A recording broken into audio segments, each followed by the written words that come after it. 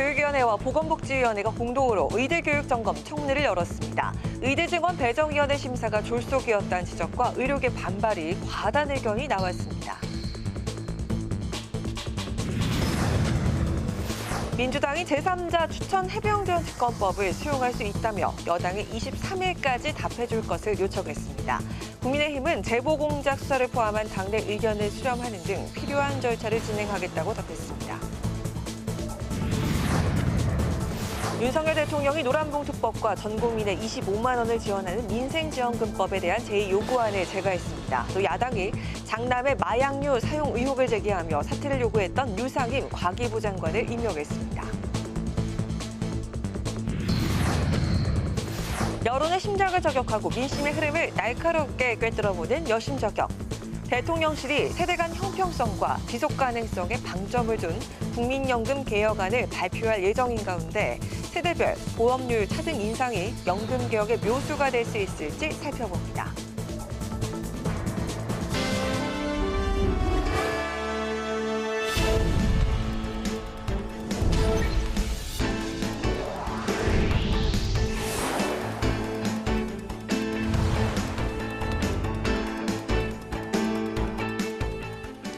여러분 안녕하십니까? 8월 16일 금요일 국회 라이브 6 시작하겠습니다. 오늘은 의과대학 교육점검 연석 청문회 중계방송으로 늦게 시작합니다. 국회 교육위와 복지위가 의정 갈등의 주요 원인인 의대 정원 증원과 관련한 합동 청문회를 개최했습니다.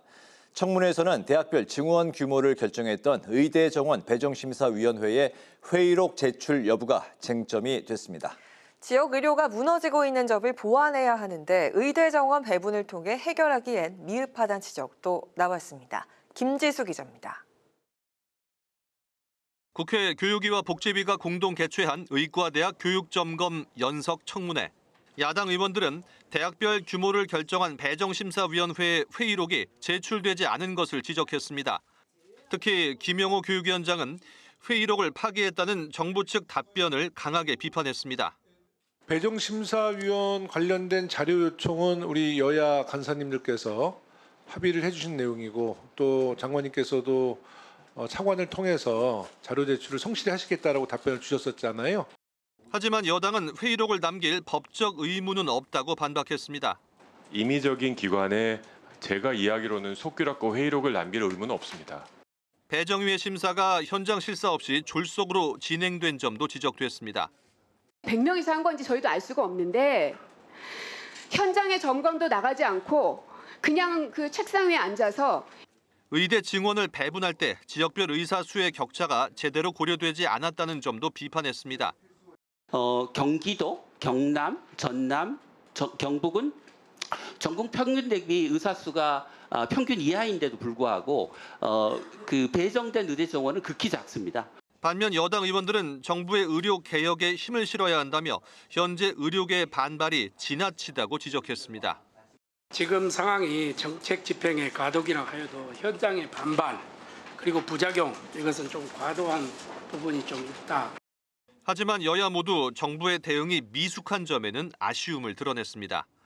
의대 증원으로 인해 교육의 질이 떨어질 것이라는 우려도 나왔습니다.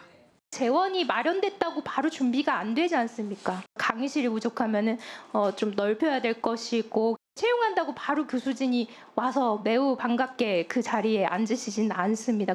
정부 측은 지역 간 의사 수 불균형 해소를 위해 다양한 정책을 함께 추진하고 의대 교육의 질을 유지하기 위한 예산을 내년도 예산안에 반영하겠다고 답했습니다. 국회 방송 김지수입니다. 박찬대 더불어민주당 원내대표가 오늘 열린 관훈 토론회에서 해병대원 특검법의 제3자 추천안을 수용할 수 있다고 밝혔습니다.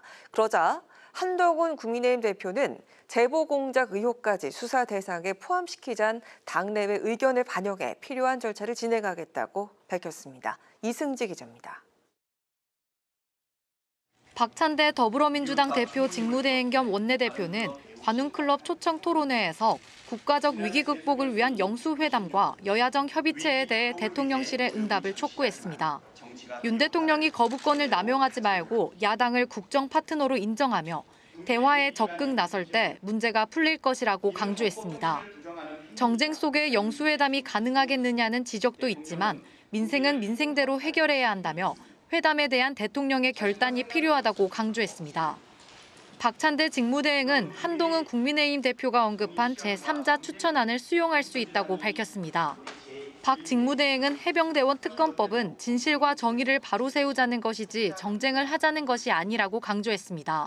순직 해병의 억울함을 풀고 외압의 진실을 밝힐 수만 있다면 민주당은 한동훈 대표가 언급했던 제3자 추천안도 수용할 수 있습니다. 그러면서 10월 국정감사가 시작되기 전인 9월 정기국회에서 처리할 수 있도록 오는 23일까지 한 대표의 결단을 촉구했습니다. 한동훈 국민의힘 대표는 민주당이 점점 더 위헌성이 짙은 특검법을 제출해놓고 이번에는 제3자 추천 특검법을 수용할 수 있다는 갈팡질팡 행보를 보이고 있다고 비판했습니다. 한 대표는 자신이 그동안 대법원이 선정하고 위헌적 요소를 제거한 제대로 된 특검법을 제안해왔다고 강조하며 제보공작 의혹까지 수사 대상에 포함해야 한다는 당 안팎의 의견을 반영해 필요한 절차를 진행하겠다고 밝혔습니다. 한편 포털 불공정 개혁 TF를 출범시키면서 포털 규제 개혁에 나선 국민의힘은 오늘 가짜뉴스 방치 플랫폼 규제를 위한 토론회를 열었습니다. 토론회에 참석한 서범수 사무총장은 가짜뉴스 플랫폼 규제에 대해 당 차원에서 뒷받침하겠다고 말했습니다. 자유민주주의를 훼손하는 그런 주요한 원인 중에 하나다. 만드는 사람도 만드는 것도 문제지만 이것을 실어 나르게끔 방치하는 플랫폼에 대한 여러 가지 규제나 책임을 전혀 없는 그런 실정입니다. 토론회를 주최한 김장겸 의원은 가짜뉴스 유포자와 이를 전달하는 포털과 플랫폼이 사회에 엄청난 영향력을 미치면서 막대한 이익을 얻는 만큼 사회적 책임도 강화해야 한다고 강조했습니다. 국회 방송 이승지입니다. 김영석 독립기념관장 임명 여파로 어제 광복절 행사는 결국 따로 치러졌습니다. 우원식 국회의장과 야당 지도부 모두 정부 경축식에 불참했는데요. 여야는 윤석열 대통령의 경축사를 두고도 충돌했습니다. 보도에 강민지 기자입니다. 독립기념관장 임명 문제로 결국 정부와 광복회에서 각각 열린 광복절 행사. 민주당 등 야당은 정부의 역사 쿠데타를 규탄한다며 정부가 아닌 광복회 행사에 참석했습니다. 입법부 수장이자 독립운동가 김한의 외손자인 우원식 국회의장 역시 역사를 폄훼하는 곳에는 참석할 수 없다며 경축식에 불참했습니다.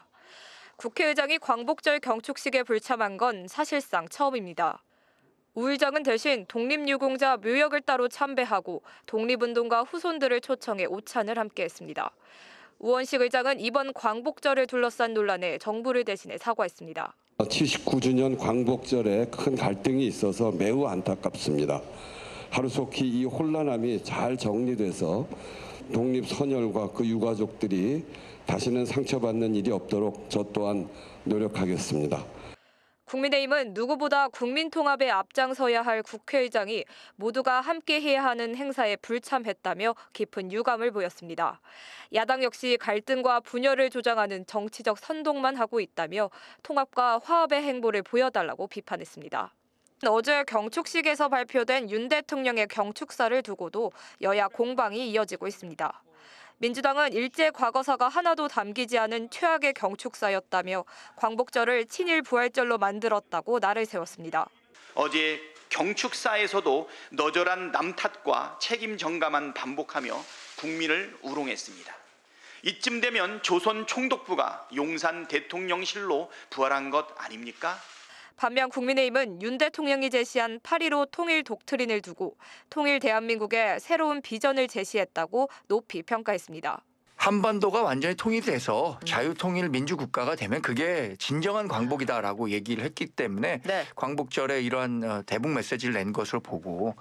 하지만 여당 일각에서도 일제 과거사가 경축사에 포함되지 않은 아쉬움과 독립기념관장 자진 사퇴를 촉구하는 목소리가 나왔습니다. 민주당이 윤 정권 역사 쿠데타 저지를 위한 TF를 출범하기로 결정하면서 정부의 역사관 논란을 둘러싼 정치권 갈등은 더 깊어질 것으로 보입니다. 국회 방송 강민지입니다.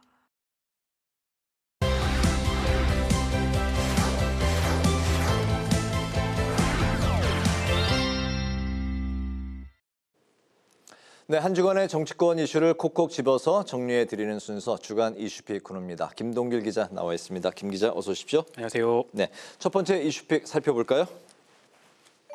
네, 막말 논란. 네. 그 국민권익위 간부 사망 사건을 두고 더불어민주당 전현희 의원의 발언으로 여야가 충돌한 사건입니다. 김 기자, 그 어떤 발언이 이 막말 그 논란이 됐습니까? 네, 지난 14일 법사위에서 김영철 검사 탄핵 조사 청문회가 있었는데요. 네. 여기서 이제 전현희 의원과 국민의힘 송석준 의원이 설전을 벌이면서 나온 발언들이 있었는데요. 네. 당시 상황부터 직접 보시고 이야기를 계속 나눴으면 좋겠습니다. 네, 그럴까요? 네. 권익위 수뇌부가 김건희 윤석열 부부 비호하기 위해 유능하고 강직한 공직자 한 명이 억울하게 희생된 거다. 본인은 이런 말을 할 자격이 없어요. 네. 잠깐 조용히 하세요.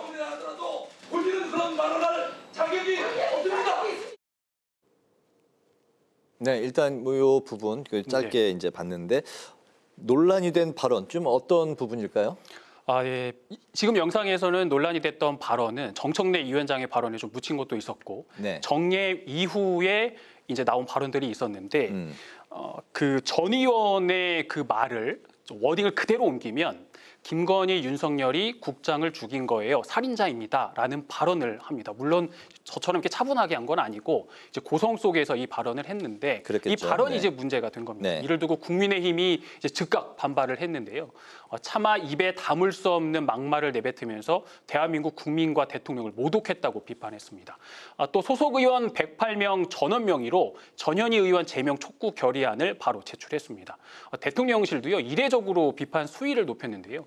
정해전 대통령실 대변인이 국민이 뽑은 대한민국 대통령 가족을 향해 차마 입에 담지 못할 막말을 내뱉었다. 또 공직자를 압박해서 죽음에 이르게 한 것은 민주당이다라고 이제 비판을 했습니다. 여기에 대해서 민주당도 즉각 반박에 나섰는데요. 본질을 호도한다고 진실이 흐려지지 않는다라고 강조를 했습니다. 또 고인의 죽음을 정쟁에 활용하고 동료 의원을 모욕한 송석준 의원의 사과를 촉구했습니다. 그래서 앞으로 여지는 뭐 계속 이어질 것으로 보입니다. 그렇군요. 두 번째 이슈픽 바로 넘어가 보겠습니다. 네, 따로 광복절. 네, 어제 79주년 광복절 행사가 정부 측과 또 독립단체인 광복회가 주관하는 그런 기념식이 따로 열린 상황입니다. 네, 여당은 정부 주최 경축식에 또 야당은 광복회 기념식에 참석을 하면서 광복절 기념식도 여야가 이제 갈렸는데요. 왜 이런 상황이 발생했는지부터 좀 짚어볼까요? 네, 이유는 김형석 독립기념관장 임명에 대한 여파로 광복절마저도 이제 둘로 쪼개지게 된 상황이 된 건데요. 광복회는 이 김 관장이 대한민국 정부가 수립된 1948년 8월 15일을 건국절로 제정하자고 주장하는 뉴라이트 성향 인사라면서 독립기념관장만은 안 된다라면서 강력하게 반대를 해왔습니다. 또 정치권에서도 논란이 되고 있었는데요. 이 뉴라이트는 신흥 우파 또 극우 세력으로 불리고 있는데 일제 강점기의 근대화 과정을 긍정적으로 평가하는 식민지 근대화론을 주장합니다. 그래서 광복회는 뉴라이트 논란이 제기된 이 김형석 독립기념관장 임명을 강력하게 항의하기 위해서 자체 기념식을 연 것으로 풀이됩니다. 여야도 이를 두고 공방을 벌였는데요. 국민의힘은 정부 경축식에 불참한 민주당을 두고 친일몰이 갈라치기를 하고 있다고 비판을 했고요. 민주당은 규탄 기자회견을 열고 윤석열 정권은 나라를 일본과 친일 뉴라이트에 넘기려는 음모를 당장 중단하고 국민과 순국 선열에게 사죄하라고 목소리를 높였습니다. 네, 두 번째 키워드까지 살펴봤고 세 번째 키워드 보겠습니다. 우원식 국회의장. 네, 현재 국회의장이죠. 22대 국회 전반기 국회의장입니다. 네. 이번 주 키워드가 우원식 의장인 건 이 광복절과 좀 관련이 있을 것 같은데요. 네, 앞서 두 개로 쪼개진 광복절 기념식에 대한 소식을 좀 전해드렸었는데 우 의장이 정부 경축식에 참여하지 않고 대신에 국립 서울현충원을 찾아서 참배를 했습니다. 우원식 국회의장은 독립유공자 후손으로 알려져 있는데요. 우 의장의 외할아버지가 독립운동가 김한 선생입니다. 김한 선생은 상해 임시정부를 적극 지원을 했고 또 의열단에서 활동하면서 일본의 제국주의에 저항한 것으로 전해지고 있습니다. 우 의장은 정부 경축식에 참석하지 않는 것을 결정하기까지 좀 고심이 깊었던 것으로 보이는데요.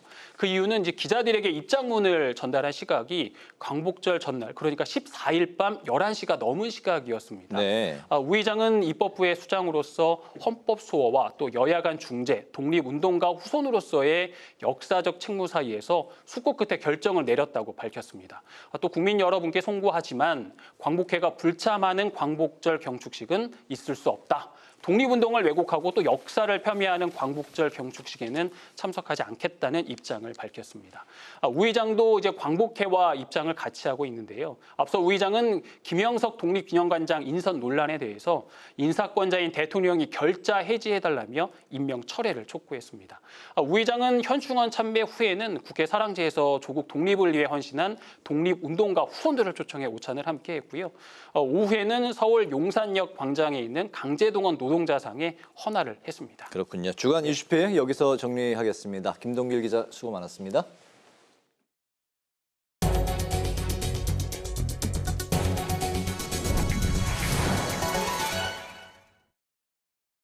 윤석열 대통령이 노란봉투법과 전 국민에 25만 원을 지원하는 민생회복지원금법에 대해서 제2요구권을 행사했습니다.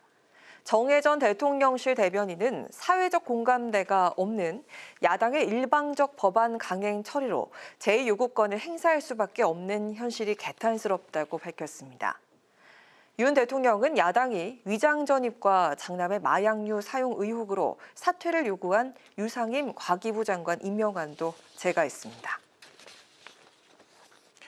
국민의힘은 조국혁신당의 조국 대표가 윤 대통령을 향해 조선 총독부 10대 총독이라고 발언한 데 대해서 망언이라고 비판했습니다. 신동욱 원내수석 대변인은 논평을 통해 조 대표에게 지금이 조선 총독부 치하라고 생각한다면 당장 의원직을 내려놓고 평양이나 만주로 떠나라고 날을 세웠습니다. 또 조 대표가 대통령을 두고 귀하라는 정체불명의 호칭을 썼다며 공당 대표의 자격이 없다고 주장했습니다. 더불어민주당은 2023년 회계연도 결산안 심사에서 세수 결손에 따른 지방재정 악화와 국가재정법 위반 문제를 철저히 검증해 정부에 책임을 묻겠다고 강조했습니다. 진성준 정책위 의장은 오늘 기자간담회에서 정부가 부자 감세와 경제정책 실패로 약 56조 원의 세수 결손을 가져오고 지방정부와 교육청에 부담을 전가했다고 지적했습니다. 또 정부가 예산 돌려막기로 갚아야 할 빚을 밀어 국민의 세금 부담을 키우고 우체국 보험 적립금에서 돈을 차입하는 등 국가재정법을 위반했다고 주장했습니다. 우원식 국회의장이 최상목 경제부총리 겸 기획재정부 장관을 접견해 최근 대한민국이 고물가 고금리 현상으로 마이너스 성장률을 기록했다며 민생을 살리는 적극적인 재정정책이 필요하다고 강조했습니다. 최 부총리는 민생과 경제 회복이 목표라며 정부의 세법 개정안에 국회 차원의 관심과 지원을 당부했습니다. 한편 우원식 의장은 이용훈 한국천주교 주교의 의장 주교를 예방해 사랑과 평화의 가치를 심어준 천주교의 정신을 되새겨 화해의 정치를 이끌겠다고 강조했습니다.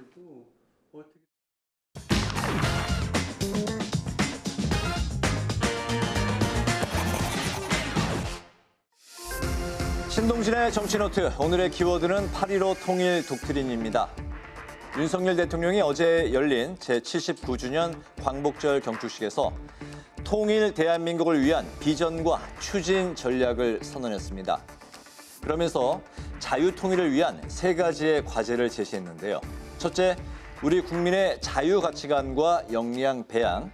둘째, 북한 주민의 통일에 대한 열망 촉진. 셋째, 국제사회와의 연대 및 대한민국에 대한 국제적 지지 확보입니다. 대통령실은 이를 8.15 통일 독트린이라고 명명했는데요. 독트린이란 원래 종교의 교리나 교의를 뜻하는 말이지만 정치에서는 다른 나라와의 협상이 아니라 자국의 외교 방침을 일방적으로 선언하는 의미가 강합니다. 과거 미국 대통령들의 독트린이 그렇듯이 역사에서 보면 강대국 외교 노선의 기본 지침으로서 대내외에 천명될 경우를 말합니다. 그러니까 예컨대 최초의 독트린이 1823년에 멀로 독트린이었고 이후 닉슨 독트린, 부시 독트린, 오바마 독트린 등이 있었죠. 그렇다면 대통령실의 이야기를 직접 들어보실까요? 8.15 통일 독트린은 남북 당국 간의 자발적인 협상과 합의를 통해서 민족 통일을 이루겠다는 통일 방안입니다. 이제는 북한 정권의 선의만 바라볼 것이 아니라 우리가 선제적으로 실천하고 이끌어 나갈 행동 계획이 필요한 것입니다. 윤 대통령은 이를 위해서 무엇이든 논의할 수 있는 남북실무협의체 구성을 제안하고 국제사회 지지를 위한 국제 한반도 포럼 창설의 필요성도 역설했습니다. 이번 8.15 통일 독트린은 지난 2022년 광복절 경축사에서 밝힌 이른바 담대한 구상의 연장선이라고도 할 수가 있는데요. 담대한 구상이 핵미사일 개발 중단과 실질적인 비핵화를 전제로 다양한 경제협력 방안을 제시했다면 이번엔 자유를 앞세운 새 통일 담론을 제시한 겁니다. 그렇다면 윤 대통령의 이 같은 8.15 통일 독트린에 대한 정치권의 반응은 어땠을까요? 문제는 뭐냐면 더욱 구체적인 실행 계획입니다. 북한 주민들을 자유로운 그런 상황에 좀 더 이제 열심히 이렇게 모이게 한다든지 국제적인 지지를 확보한다든지 그건 우리가 가야 될 궁극적인 것인데 거기 가는 것이 굉장히 어렵습니다. 어렵죠. 북한에 어느 정도 동의를 얻으면서 이렇게 진행했으면 좋겠습니다. 북한은 아마 대대적인 거부감을 표시하지 않을까. 북한이 핵을 가지고 있고 그 무력을 강화하고 있는 상황에서 이것이 어떻게 해결책이 될 수 있는 방안이 있을까는 저는 좀 회의적입니다. 이렇듯 여당 내부에서도 실효성에 대한 의문을 나타내는 우려 섞인 입장이 나오기도 했는데요. 무엇보다 관건은 북한이 호응을 할 것이냐의 여부란 거죠. 하지만 이번 선언에서 북한 정권의 태도를 어떻게 변화시킬지 그리고 북한의 군사적 위협을 어떻게 관리할지에 대한 구체적이고 실효성 있는 전략은 사실상 없었습니다. 여당에서의 이 같은 우려에 더해 민주당은 최악의 광복절 경축사라고 비판했는데요. 직접 들어보시죠. 통일이 아니라 북한 해방 선언이고 대화 제의가 아니라 싸우자는 선전포고로 들렸습니다. 스스로 보여주기식 정치 이벤트가 아니라고 했지만 결국 흡수 통일을 주장하는 것은 한줌 극우 세력 규합용으로밖에 보이지 않습니다. 8.15 통일 독트린의 7대 추진 방안을 살펴보면 이처럼 대부분 국내 사상전과 대북 심리전, 국제 여론전이라 할 만한 내용들인데요. 결국 흡수 통일 정책과 다를 바 없다는 평가 역시 나오고 있는 이유이기도 합니다. 그렇다면 정부의 계획을 직접 들어볼까요? 8.15 통일 독트린은 대한민국 헌법 정신에 따른 자유, 평화, 번영의 통일 대한민국 달성 목표를 분명히 함으로써 한반도 구성원 모두가 자유를 누리게 된다는 통일의 지향점을 분명히 하였습니다. 정부로서는 대통령께서 제안하신 통일 독트린의 7대 추진 방안들을 중심으로 후속 조치 이행 계획을 마련해 나가겠습니다. 자유통일은 우리가 절대 포기할 수 없는 최대 과제인데요. 북한이 호응해 올 수 있는 실효적인 방안에 대한 깊은 고민과 함께 통일의 불씨를 다시금 되살릴 수 있는 시금석이 되기를 바라겠습니다. 지금까지 신동진의 정치 노트였습니다.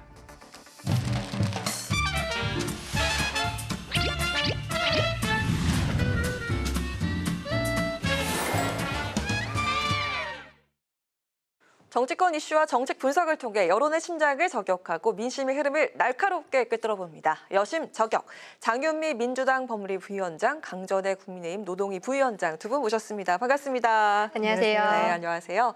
자, 대통령실이 이르면 이달 말 세대 간의 형평성과 지속 가능성에 방점을 둔 국민연금 개혁안을 발표할 예정입니다. 연금 개혁을 둘러싼 또 한 번의 갑론을박이 벌어질 전망인데요. 대통령실이 언급한 세대별 차등 인상이 연금 개혁의 묘수가 될 수 있을지 우리 여심 저격에서 살펴보도록 하겠습니다. 자, 먼저 우리 강 변호사님. 네. 우선 정부 개혁안은 세대에 따라 적용하는 이 보험료율 인상 방안을 달리할 것으로 알려졌는데 이게 구체적으로 좀 어떤 내용이 담겨 있습니까?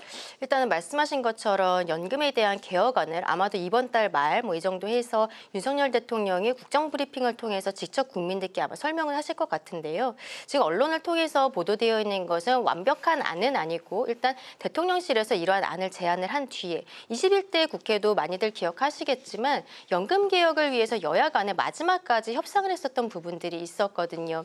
이제 그 부분에 있어서는 모수 개혁에 대한 부분들만 이야기가 되었었는데 당시에 여당에서는 구조 개혁까지 같이 해야 된다라고 하면서 21대에서는 이게 통과가 되지 않았던 부분이 있습니다. 지금 대통령실에서 이야기하고 있는 것이 바로 이 구조 개혁에 대한 문제인데요. 세 가지로 크게 볼 수 있습니다. 저출생에 대한 대응, 그리고 네. 세대 간의 형평성, 그리고 마지막으로는 재정 안정화 방안, 여기에 방점을 두고 있는 것으로 지금 알려지고 있는데요. 첫 번째로 저출생 대응에 있어서는 지금도 아이를 만약에 낳게 되면은 출산 크레딧이라고 해서 이 정부에서 특정 기간 동안에 연금을 대신 내주는 제도가 있습니다. 근데 그게 둘째부터였어요. 둘째부터죠. 네, 둘째면은 12개월, 셋째 아이면 18개월 이렇게 인정이 됐었는데 이거를 지금 정부 안은 첫째부터 한 명당 12개월씩 그리고 그 과거에는 50개월을 한정이 있었는데 그런 한정도 없애겠다는 거예요. 그만큼 그리고 또 처음에는 연금 수급 나이가 되었을 때부터 효과가 있었는데 이제는 그냥 출산과 동시에 크레딧을 인정하는 것으로. 왜 그러냐면 경력 단절 여성들 같은 경우에는요. 우리가 최소 연금 가입 기간이 지금 10년인데 만약에 10년을 채우지 못했을 때 이게 기간이 만약에 뭐 나중에 그 수급 기간이 됐을 때가 그때 카운트가 돼버리면은 그 전에 이런 기간이 많지 않았을 때 아예 수급권자에서 뭐 배제가 된다거나 이런 문제들도 있을 수 있는 거거든요. 네, 그래서 최소 가입 기간 부분이 있기 때문에 출산과 동시에 크레딧을 인정하는 부분들도 들어가 있습니다. 그리고 군 복무에 있어서도 이제 혜택을 조금 더 늘리는 방법으로 지금 제안이 되고 있는데요. 지금 처음에 얘기하신 것이 이제 청년층과 그리고 이제 노년층에 있어서의 어떤 차등화 방안입니다. 지난 21대 때 국회에서 논의를 할 때도 문제가 뭐였었냐면 지금 청년들이 국민연금에 대한 굉장히 좀 신뢰도가 낮아요. 그렇죠. 이제 지금 내기 싫다 손해보는 것 같다. 이거 받을 수 있냐. 정부에서 이런 하는 식이죠. 폰지 사기다라는 표현을 쓰고 있거든요. 본인들은 이것을 계속 내고 지금 그 9%로 하고 있는 안은 2055년이 되면은 연금이 완전히 고갈이 됩니다. 그렇다면 지금 청년층이 나중에 본인들이 연금을 받을 나이가 되었을 때는 연금이라는 게 없는 거예요. 그래서 여기에 대한 부담감이 굉장히 높은 부분이 있는데 이거를 청년 같은 경우에는 지금 안으로서는 뭐 1년에 0.5% 그리고 오히려 중장년 같은 경우에는 1% 정도씩. 그러니까 지금 13%로 지난 21대 국회에서는 어느 정도 협의가 돼 있는 부분이 있었는데 9%에서 13%까지 올라가는 과정에 있어서 그리고 또 사실상 13%보다 더 많이 올라갈 수도 있거든요.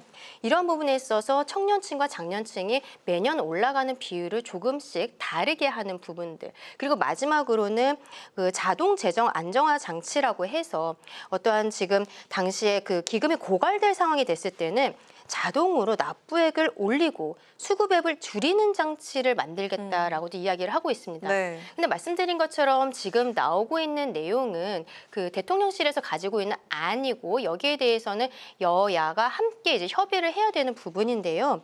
이런 자동 재정 안정화 장치라든지 아니면 세대별로 차등화를 한다는 부분에 있어서는 과거에 이제 다른 나라에서의 사례를 찾아보기도 좀 어려운 부분들이 있고 이게 좀 쉽지는 않은 부분들이 될 것 같다. 근데 그런 그럼에도 불구하고 대통령실에서는 이런 구조개혁에 있어서 먼저 화두를 던지고 있는 그런 상황입니다. 저 같은 경우에도 이렇게 연금이 통장에서 좀 빠져나가면 이거 나중에 내가 돌려받을 수 있을까? 약간 불안한 그런 마음이 있는 건 좀 사실이었거든요. 맞습니다. 청년들 같은 경우 특히 이제 군 복무자나 출산 여성이 좀 대부분 대상이 될 테니까 2030 우리 청년들이 될 텐데 청년들 좀 부담을 덜어줄 수 있지 않을까라는 생각은 들지만 또 나이가 든 세대일수록 보험료를 더 내는 이런 차등 구조로 전환하게 되면 우리 장년층들의 반발이 또 거세질 수 있거든요. 현실적으로 좀 어떤 점들이 우려가 되는지 궁금하고요. 야당도 22대 국회에선 연금 개혁을 마무리해야 한다 이렇게 한 목소리를 냈는데 지금까지 좀 알려진 내용들 토대로 좀 합의가 가능할 것으로 보입니다. 합의를 안 할 도리가 없어 보여요. 지난 국회 때 거의 근접하게 입장을 맞췄는데 이거 합의에 이르지를 못했습니다.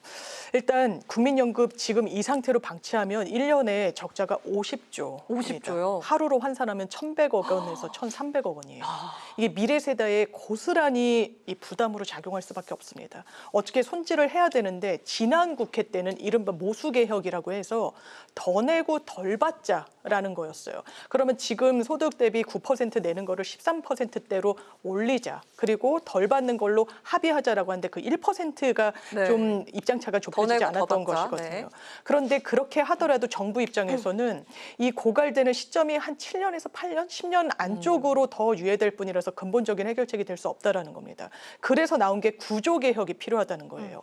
아까 정확하게 아직 정부안이 나온 건 아닙니다. 보건복지부에서도 아마 이르면 이달 안에 윤석열 대통령이 직접 브리핑을 할 텐데 그 강론에 대해서는 아직 확정된 바는 없다라고 했어요. 그래서 지금 나오는 건 아마 더 내는 방안에 대해서 13% 이야기가 나왔었으니까 13에서 15%로 올리면 장년층은 한 1%를 매년 올려서 그 부담을 이제 부담을 하게 되는 거고 그리고 청년층은 0.5%로 부담률을 장년층에 비해서는 절반으로 가져가게 하겠다는 거예요. 근데 문제는 저도 이를테면 45살인데 작년인가 내가 이런 이 기준 설정에 대해서도 상당한 논란이 있을 수 있습니다.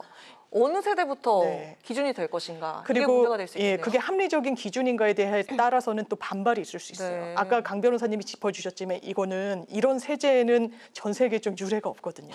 나이로 누구는 더 내고 덜 내는 방안은요. 국민연금을 운영하는 각 국가에서.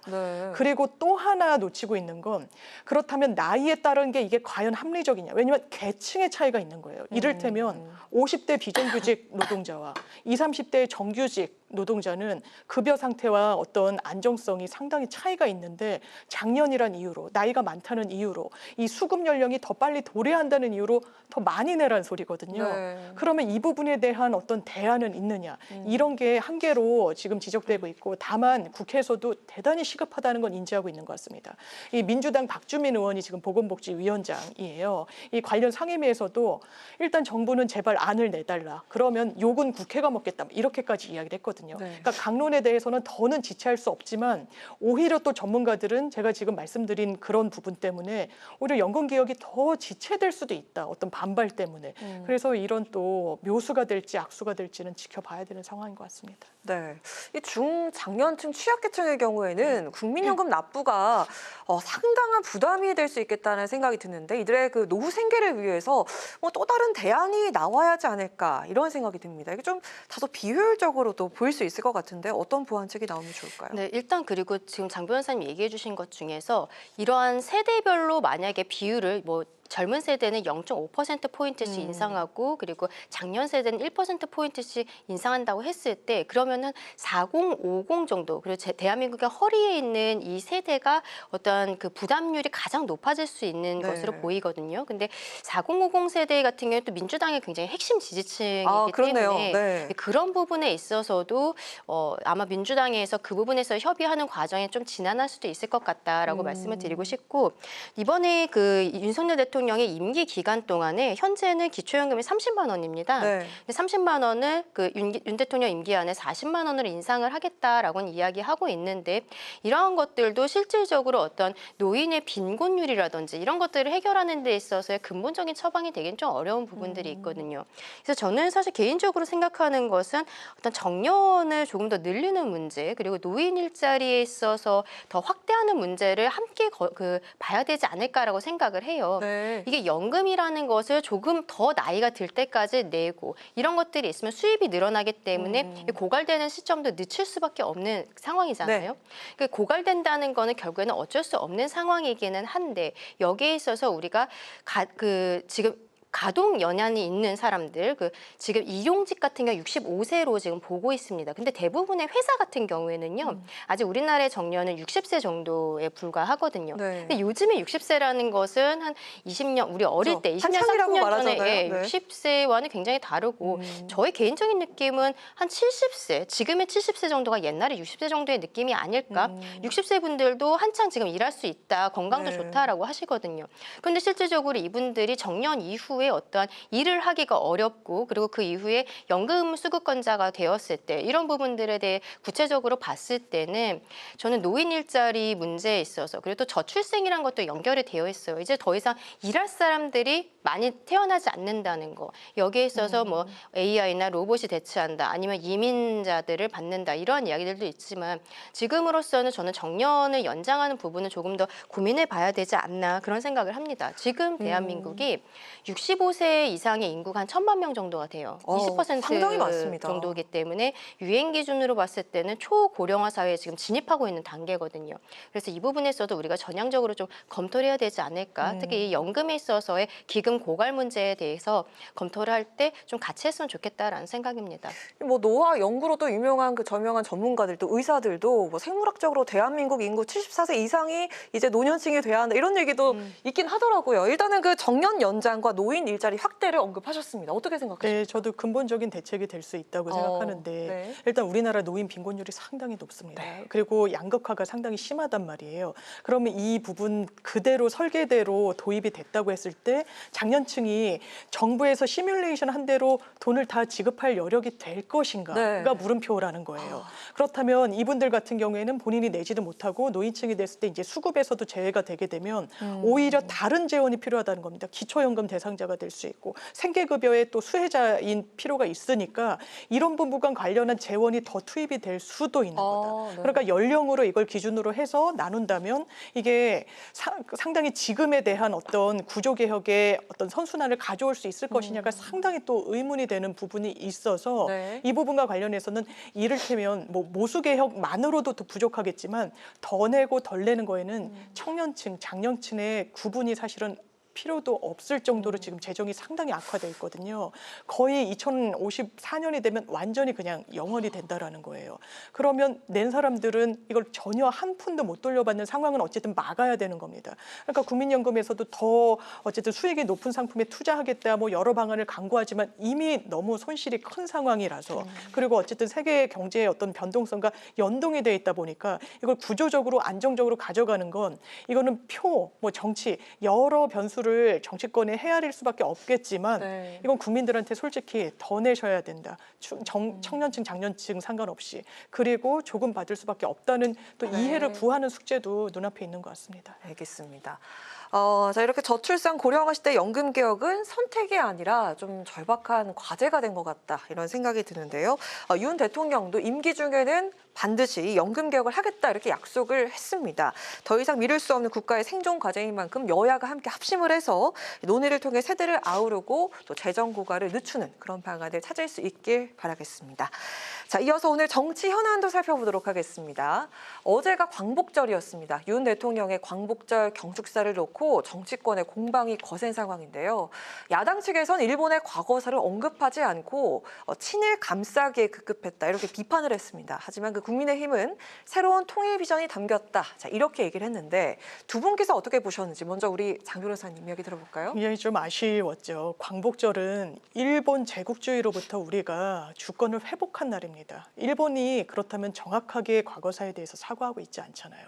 사도강산에 대해서도 이게 강제 수탈이었다는 점을 우리 정부에서는 계속해서 뭐 강권했다라고 하지만 우리 대한민국이 반대만 했어도 이거는 유엔 이렇게 등재가 될 수 없었던 사안입니다. 그런데 이 부분과 관련해서도 사실상 정부 입장 명료하지 않고 독립기념관장과 관련해서 여러 의문과 적절한 인사인지에 대한 문제 제기가 광복회에 나온다면 대통령께서 정확하게 가르마를 타주시는 그런 자리가 됐어야죠. 일본에 대한 정확한 사과 요구하고 지금 상황에 대해서 국민 눈높이에 맞지 않는다는 점. 지금 이렇게 쪼개져서 광복절 행사를 치른 전례가 없습니다. 이거는 과거 군부 독재 시대에도 없었던 일이에요. 그런데 이런 상황을 초래한 부분에 대한 대통령의 어떤 국민에 대한 설명, 양해 이런 부분이 있었어야 된다고 저는 생각합니다. 일본 언론에서도 마이니치에서 오늘 그렇게 했다는 거죠. 대단히 이례적으로 일본에 대한 언급이 없었다고. 대통령이 한 3번인가 일본에 대해서 언급을 합니다. 국민소득이 초월했다. 그리고 광복은 일제로부터 이제 광복한 날이다. 이런 취지의 좀 어떻게 보면 원론적인 차원에 그쳤어요. 그러면서 가짜 뉴스를 또 퍼뜨리는 자들과의 일전을 불사하겠다는 취지의 이야기를 합니다. 그러니까 내부 분열을 가속화하면서 정말 해야 될 말을 하지 않은 이게 광복절 기념사로서 과연 지도자가 할 적절한 발언이었나 이런 부분은 좀 아쉽습니다.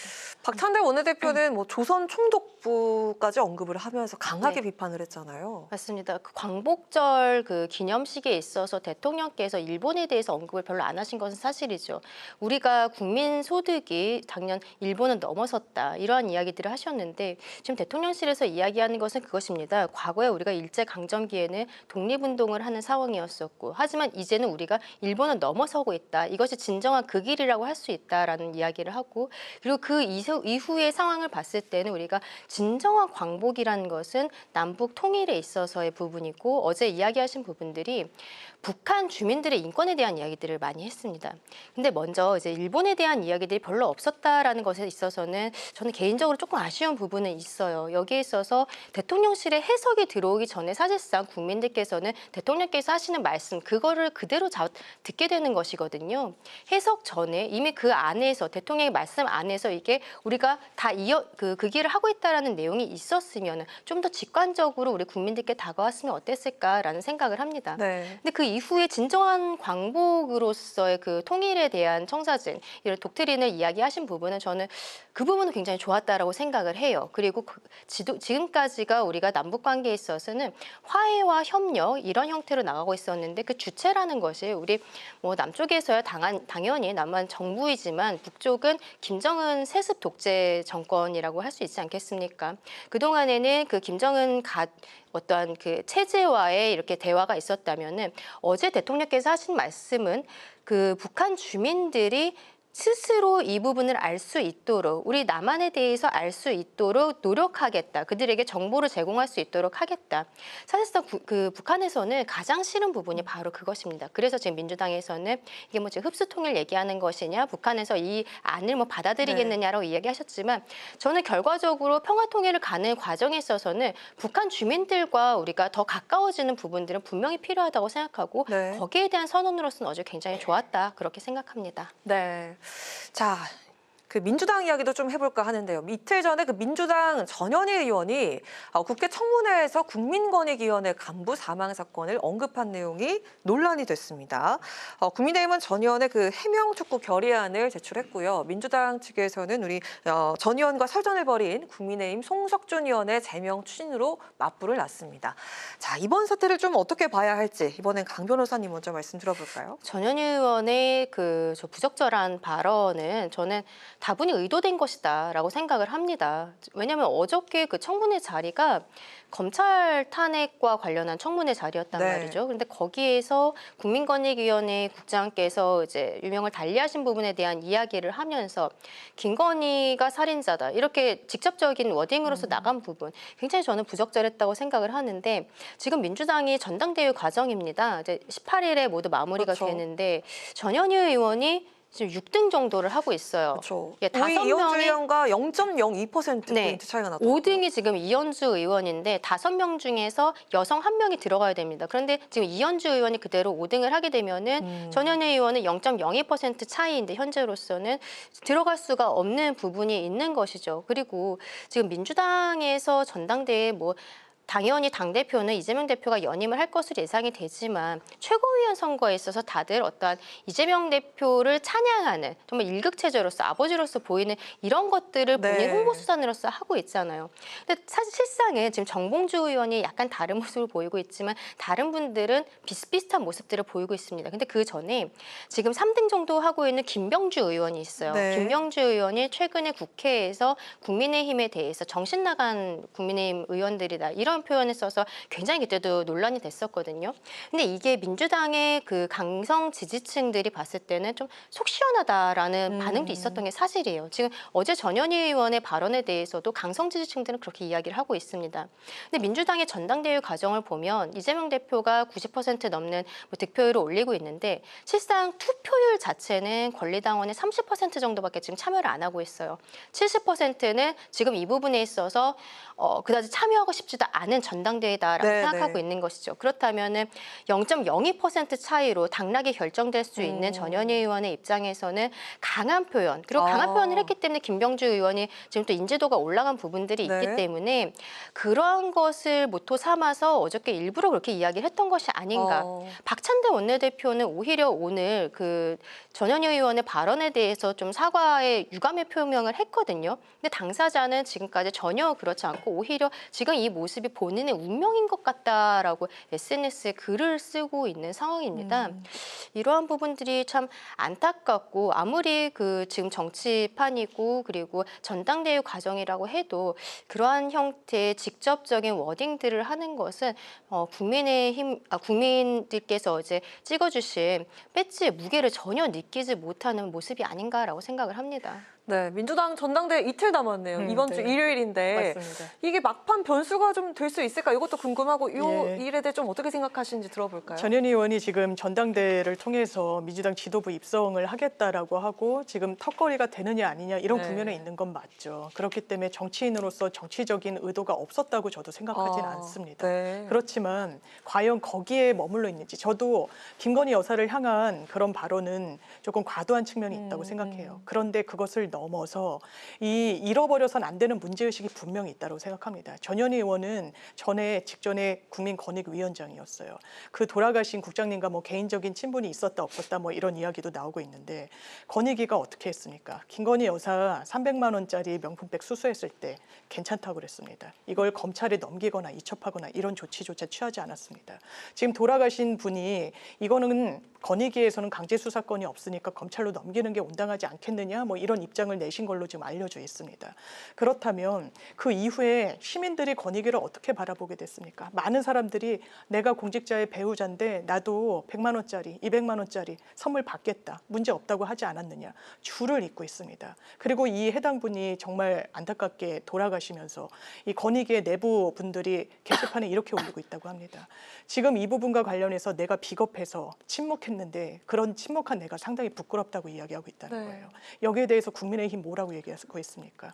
대통령 눈치를 볼 게 아니라 국민 눈치를 봐야죠. 권익위란 조직이 언제 이렇게 망가졌습니까? 이 정부 들어서 굉장히 망가졌다고 할 수 있는 거죠. 국민 신뢰 받고 있습니까? 극단적 선택에 대한 책임, 국민의힘의 여권 인사 누구라도 한마디 한 적 있습니까? 거기에 대한 최소한의 반성은 있어야 된다고 생각합니다. 네. 자, 오늘도 민주당이 국민의힘 한동훈 대표가 언급한 제3자 추천 해병대 특검법을 수용할 의사가 있다면서 열흘 안에 결단하라고 밝혔습니다. 자, 그러자 한 대표는 최근 드러난 제보 공작 의혹까지 수사 대상에 포함하자는 당 내외 의견을 반영해서 필요한 절차를 진행하겠다 이렇게 반응했는데요. 이 해병대원 특검법 앞으로의 상황에 대해서 좀 전망을 두 분께서 해주시면 되겠습니다. 자, 요건 장 변호사님 먼저 좀 들어보겠습니다. 이거는 한동훈 대표가 국민 앞에 약속드린 부분이에요. 민주당이 세 번째로 재발의했을 때 심지어 장동혁 의원은 되게 허접하다고 이야기했습니다. 한동훈 대표는 특검을 타락시키고 있다라고 했어요. 본인도 그렇게 생각할 수 있습니다. 그러면 국민들께 약속드린 대로 안을 내라는 겁니다. 그 안은 가장 골자는 특검을 추천하는 주체를 대법원장으로 하겠다는 거였어요. 민주당으로서는 대단히 부정적인 기류가 있습니다. 있습니다. 대법원장이 추천해서 공소 유지가 된 전례가 특검에 없었습니다. 그리고 본인이 지명한 특검이 갖고 오는 사건을 대법원이 들여다보는 건 이해충돌의 소지도 있어요. 그렇지만 그럼에도 불구하고 불필요한 정치 논쟁을 중단하자. 그러면 민주당이 한동훈 대표가 공언한 제3자 특검을 대법원장이 지명하는 걸 받겠다라고 얘기한 겁니다. 거기에 대한 최일성은 이거는 알았다, 받겠다, 준비하겠다가 되는 게 맞습니다. 그런데 뭐라고 얘기하고 있습니까? 이 부분과 관련한 민주당의 진정성이 의심된다? 이 부분은 민주당이 할 소리인 거죠. 과연 한동훈 대표가 이걸 처리할 능력과 용기가 있는지, 아마 이걸 당내에서 처리하기 어렵다는 사정 민주당도 이해하고 있습니다. 아마 대통령과의 일전을 불사해야 될 거예요. 그런데 만약에 그 일전을 불사하지 않는다면 중도층 표심은 잃을 겁니다. 이 최상병 특검과 관련한 국민들의 여론 상당히 높아요. 이 부분이 아마 한동훈 대표가 대권 가도에 적신호가 켜질지 파란불이 켜질지의 바로미터가 될 겁니다. 현명한 판단하시길 바라고, 오히려 그 험난한 문턱을 넘는다면 민주당으로서는 상당히 좀 경계해야 될, 왜냐하면 대선 주자로서 국민들 평가를 분명히 받을 거니까요. 그 기로에 저는 한동훈 대표가 서 있다고 생각합니다. 네. 박찬대 원내대표가 오늘 좀 굉장히 전향적인 이야기들을 많이 했어요. 아까 말씀드린 것처럼 전현희 의원에 대해서 유감 표명하는 말을 먼저 했고, 그리고 제3자 특검, 그 추천 특검에 대해서는 그동안의 민주당에서 특히 이재명 대표 같은 경우에는 받을 의사가 없다라고 했었는데 그 여기에 대해서도 이제 열려 있다라는 형태 오늘 오전 관훈클럽에서 이야기가 있었단 말이죠. 이것들을 봤을 때는 기본적으로 저는 민주당에서 어떤 기류가 변하고 있는 것이 아닌가라는 생각도 들거든요. 최근에 계속적으로 민주당이 강행 처리했었던 부분들, 그리고 그 법안이 대통령의 제2요구권을 인해서 다시 국회로 돌아오고 또 재의결해서 이제 뭐 부결되는 상황들, 이런 도돌이표 같은 모습들, 여야가 협치하지 않는 모습들에 있어서 국민들께서 이제는 민주당에 있어서도 조금 회초리를 들고 계신다라는 생각이 있었기 때문에 이렇게 전향적인 모습이 나오는 것이 아닌가라고 생각을 합니다. 근데 그것은 이제 민주당에서의 상황인 것이고, 지금 한동훈 대표 같은 경우에는 이 부분에 있어서는 정확히 짚고 넘어갈 수밖에 없는 운명적인 입장이라고 저는 생각을 합니다. 본인이 전당대회에 나오는 과정에 있어서 들고 나온 것이 제3자가 추천하는 형태의 특검으로 발의하겠다라고 이야기를 했잖아요. 근데 대통령과 여기에 대해서 아직까지 이야기한 것은 없는 것으로 보입니다. 국민의힘에서 그동안에 특검 자체를 받을 수 없다라고 이야기했던 것은 대통령께서 전 국민 앞에서 공수처 수사 먼저 보고 미진하면 내가 특검 요청하겠다라고 이야기하셨던 부분이기 때문에 지금 국민의힘에서는 제3자 추천이든 뭐든 간에 지금 특검 자체에 대해서 거부하고 있는 모습은 결국에는 대통령의 의지가 있었기 때문입니다. 여기에 있어서는 한동훈 대표가 대통령과 독대를 저는 풀어야 되는 부분이라고 생각을 해요. 지금 한동훈 대표는 그 박찬대 원내대표의 그 제의에 대해서 최근에 있었던 뭐 공작이라든지 제보 공작이라든지 이런 것들도 아울러서 진행할 것으로 뭐 절차를 밟겠다라고 하는데, 그 밟는 과정에 있어서 결과적으로는 지금 현재 국민의힘 의원들 10명이 모여야 발의를 할 수 있습니다. 한동훈 대표와 그 가깝게 있고 지금 지도부에는 인사들도 있지만 이분들도 결국에는 윤석열 대통령과의 관계를 생각하지 않을 수가 없거든요. 10명에 발의할 때 이름을 넣는다는 것은 대통령의 뜻과 다른 형태를 가겠다라고 하는 것밖에 될 수가 없어요. 결국에는 여기에 있어서는 한동훈 대표가 풀어줘야 되고, 대통령과 이야기를 해서 대통령을 설득을 하든 아니면은 본인 독자적인 생각 방향으로 나아가든지 간에 일단은 대통령실과의 그 관계 설정, 그리고 거기에 있어서 의견 합치가 우선이 돼야 될 것으로 보인다. 그리고 그 과정에 있어서 야당이 지금 먼저 쏘아올리긴 했습니다만 여당 내부도 조금 더 시끄러워질 것 같다라는 생각입니다. 네, 오늘 저희 준비한 소식 여기까지인데 감기 걸리셨나요? 네, 맞습니다. 코로나는 아닌데. 네, 화면에 나오실 때는 감쪽같이 이렇게 감기 안 걸린 것처럼 얘기하시다가 화면에서 벗어나면 콜록콜록 소리가 나와서 시청자 여러분들이 어디서 나오는 소리인가 하고 의아해하셨을 것 같습니다. 범인은 저였습니다. 네. 다음 주까지 나와서 오셨으면 좋겠습니다. 자, 지금까지 장윤미 민주당 법률부위원장, 강전의 국민의힘 노동위 부위원장과 함께한 여심저격 시간이었습니다. 두 분 고맙습니다. 감사합니다. 네. 요즘 코로나 감기가 또 유행이라고 하는데요. 시청자 여러분들도 감기 조심하셨으면 좋겠습니다. 폭염 속 시원한 주말 나시기 바라겠습니다. 오늘 국회 라이브 6 여기까지입니다. 고맙습니다.